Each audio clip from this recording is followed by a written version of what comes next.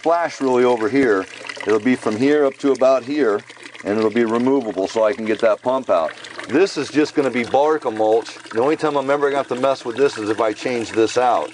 So this will go over to here. This is going to have a removable cover light because the pond light comes in here, and this is the pump, and then it's got the weatherproof, but there should be no water in here. I'm going to make tight fitting one cover rock that makes a removable there. I don't want to see the power come in there.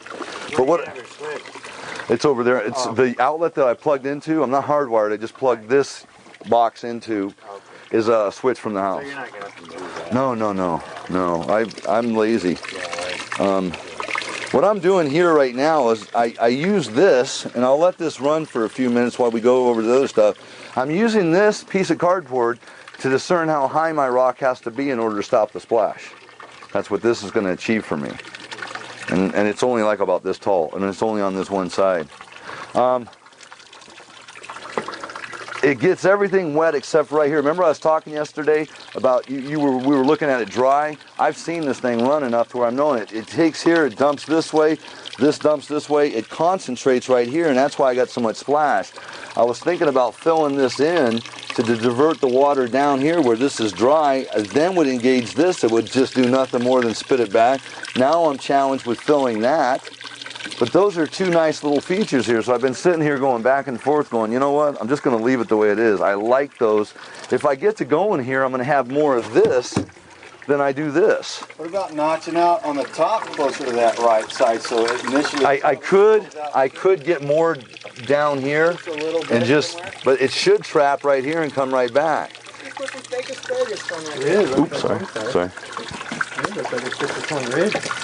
When it's coming off of this, it's kicking out. This is where it kicks out from, and almost if you just smooth that right there so it just came down straight and didn't hit this edge, you really lose a lot of it, because all the splashing that I'm seeing is really coming off of this area right here. Hey Jim, have you ever seen that clay material that... Bentonite. Yeah, bentonite. Just stuff that in there and put a plant in it and let it, it'll soak up some water too, you know. I like big plants. I like them real. Well, there's an advantage to both. There's a disadvantage to both. What I've got so far is I put, just like I did on that unit at the shop, I took a pond and I made it in the back. What I've got right now is I'm going to fill the back of this. No special reason. This will stand forever just like it is. The only thing I'm worried about is what we talked about when we talked about that fiberglass rock down there. Hollow. So I want to fill it, and I've got that filler mix right there that we're actually just going to mix up and pour in there. Also, these, which you're going to have to reorientate yourself in a moment, this is the one that we saw in the video. Again, this is the only mud that's been applied, and it was applied from the inside, and when it came through, I just kind of pushed it, kind of manipulated a little bit. Do you understand what I'm talking about when I say there's more God-given texture here? You guys had to slather from here to there with the filler mix, the fiber mix. Then you had to supersede that with the texture mix. You're losing all God-given texture. This is why I think it to be so important with refinement. You saw this on the video. You saw me and Jake, and when you get it, you'll watch it a little more slow time. But we kept bringing this here. It took like 3 times. We would hold it there. Then I would take this apart and we would grind this to where this fit this walls. So in other words, we're cutting these walls to where it fits this profile, and that's tight. It could have been tighter even. When you look at the video, you'll see a little bit of gap. Similarly here, this was nicely cut. There's a refinement in this.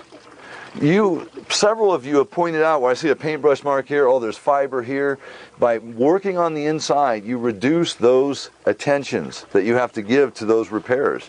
And I think tit for tat, you almost have to do, maybe you do a rock fast, I'm trying to think of, Mitch said that there was a show, a documentary about the pots. Say about the pots again, because so not everybody heard it. Well, there was a professor at a college doing a plaster shop, or a pottery class. First day of the class, he split the students into half. Half the students, their entire grade was going to be based on the nicest pot they could make, because they could only turn in one pot. The other half of the class were going to be based solely on the poundage of finished pots that were fired. And at the end of the class, the guys that did the most work produced the greatest and the nicest pots that were there, just from the sheer all number the bugs that it takes to make a decent product. A few of their pots were good, maybe one or two. But yeah, I mean, even the one or two that they turned in were far better than the time spent on single one that the other guys made. So maybe my point isn't being hammered home here. Take that story back. No, this is where you have to do your own thing. You're going to have to play it and see what's making the wheel turn for you. I think that there's a benefit. Skylar and I, he does things differently than I say, hey, God bless you, and he says that back to me. We're not saying Skylar's right and I'm wrong or vice versa. That's not the issue. The issue is the rock any better?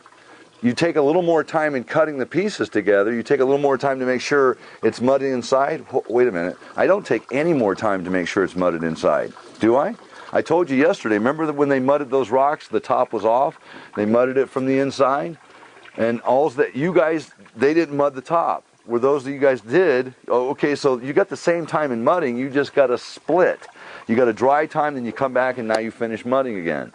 So I don't think there's any additional time in mudding. There may be strictly only additional timing in the cutting portion, which should take away from the texture that you got to do. There's less area to texture. You're going to have to play this out. Skylar will make rocks so fast it'll blow your mind. Tomorrow we'll go over to his house, and a couple of you have been at the class and you'll testify. Reed, I know. Bill, I know was at the class. I think Ron. I don't think Brandon was there. Dan, Ron's salesman, was there. Bottom line, we were just slamming stuff together. Oh, don't worry about the gap. We'll fill it with fiber mud. The rocks look fine, but they don't look as good as what I think they could have. And that's, I guess, the argument or the discussion that we're having. You'll have to make that your own way through that, but just be attentive to it. I look at this rock right here, and it didn't really take me long. I set a panel on this area, under traced it, and now my only task, I think, is to drop this corner to where I diminish this. So in other words, I'm going to cut a little bit, set it down, cut a little bit. We talked about the divider. The divider doesn't work here. The divider only works if you're bringing the whole piece in. So you're an even cut with your divider. Here, you're going to find more being cut off this end than you will. It goes from 0 to whatever the distance is. In this case, it's an inch. So we just trim that down, set it down in there. But then again, I thought about, I've always sat on this panel as it's been here. That panel used to sit right here because it was a year ago. Skylar's wife's baby shower was here April. I started the deck, it was in May. So we had this deck partially built, and I had a graded bank here, and I set this panel here to say to the guests that were here, oh, what are you doing here? And I said, I'm going to make a rock wall. Not like that one downstairs.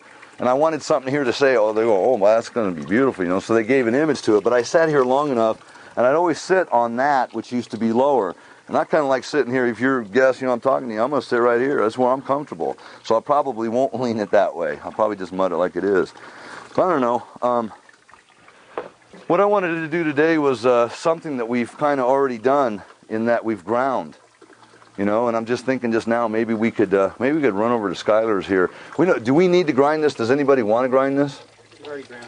You got the idea of grinding, right? The only other thing I think we could do here is just spread that tarp out, mix some of that filler mix, throw it in here, and let you see the consistency of it. What we're doing, remember, here's the bank. All I did, and you can come in here, you can see a baling wire there, a baling wire here. This had baling wire, and then look in the top and see how we've super mudded that in there. It ain't going nowhere. Would I want to fill this with bulk concrete? Not necessarily. I believe that the diminishing the weight factor will enhance the longevity. It's going to all bond to the wall, but it's just, to me, it's easier logistically not to have all that weight sitting up there. That makes more problem, potentially. To keep it from feeling hollow. I'm going to back it with a styrofoam mud. I'm sorry, it's not even styrofoam anymore. My old way was styrofoam. I've changed. I've got a mixture now that's a diversity of materials of lightweight aggregate. Also, Josh, you were talking about the urethane foam. You could spray this, back it with urethane foam, and you would deaden the sound. You could back this with concrete. You put 1.5 inch of mortar, 2 inch of mortar back there, just throw it in there. You know how we throw them.